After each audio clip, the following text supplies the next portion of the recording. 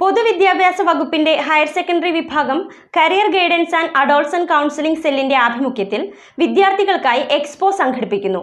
Mini ദിശ 2025 എന്ന പേരിൽ സെപ്റ്റംബർ 11-12 തീയതികളിലാണ് മൂവാറ്റുപുഴ തർബിയത്ത് ഹയർ സെക്കൻഡറി സ്കൂളിൽ എക്സ്പോ നടത്തുന്നത്. പൊതുവിദ്യാഭ്യാസ വകുപ്പിന്റെ ഹയർ സെക്കൻഡറി വിഭാഗം career guidance and adolescent counselling cell Muvattupuzha വിദ്യാഭ്യാസ ജില്ലയിലെ വിദ്യാർത്ഥികൾക്കായി ഹയർ സ്റ്റഡി എക്സ്പോ മിനി ദിശ 2025 മുന്നോടിയായാണ് സ്വാഗത സംഘം രൂപീകരിച്ചത്. സെപ്റ്റംബർ 11-12 തീയതികളിൽ മൂവാറ്റുപുഴ തർബിയത്ത് ഹയർ സെക്കൻഡറി സ്കൂളിൽ വെച്ചാണ് മിനി ദിശ നടക്കുന്നത്. മിനി ദിശ വിജയകരമാക്കുന്നതിന്റെ ഭാഗമായി മൂവാറ്റുപുഴ വിദ്യാഭ്യാസ ജില്ലാ കോർഡിനേറ്റർ റിജി പൗലോസിന്റെ നേതൃത്വത്തിലാണ് യോഗം രൂപീകരിച്ചത്. Tarbiyath higher secondary school manager TS Ameer സ്വാഗത സംഘ രൂപീകരണ യോഗത്തിൽ അധ്യക്ഷത വഹിച്ചു. ഇതിനൊക്കെ തയ്യാറെടുക്കണം. ഒരുപാട് പ്രതിഭകൾ സാധാരണക്കാരെ പിള്ളേരുണ്ടാക്കുമ്പോൾ നമ്മൾ വിചാരിക്കാത്തതിൽ പെർഫോം ചെയ്തതല്ല.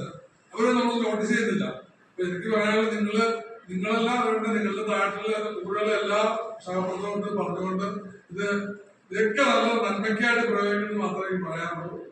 മൂവാറ്റുപുഴ വിദ്യാഭ്യാസ ജില്ലയിലെ വിവിധ higher secondary school career guide ഭാരവാഹികൾ യോഗത്തിൽ പങ്കെടുത്തു. മൂവാറ്റുപുഴ വിദ്യാഭ്യാസ ജില്ലയിലെ 28 ഹയർ സെക്കൻഡറി വിദ്യാലയങ്ങളിലെ 4000-ഓളം വിദ്യാർത്ഥികളും അധ്യാപകരും ഈ എക്സ്പോയിൽ ഭാഗമാകുമെന്നാണ് യോഗം വിലയിരുത്തിയത്. ഉന്നത പഠനവുമായി ബന്ധപ്പെട്ട സെമിനാറുകൾ, തൊഴിൽ നൈപുണ്യ ഷോർട്ട് ടൈം കോഴ്സുകൾ, വിദേശ പഠനം എന്നീ വിഷയങ്ങളിൽ വിദഗ്ധരുടെ സംവാദവേദി, കൂടാതെ എറണാകുളം ജില്ലയിലെ 30ഓളം ഉന്നത വിദ്യാഭ്യാസ സ്ഥാപനങ്ങളുടെ സ്റ്റാളുകൾ എന്നിവ മിനി ദിശയ്ക്കായി ഒരുങ്ങുന്നുണ്ട്.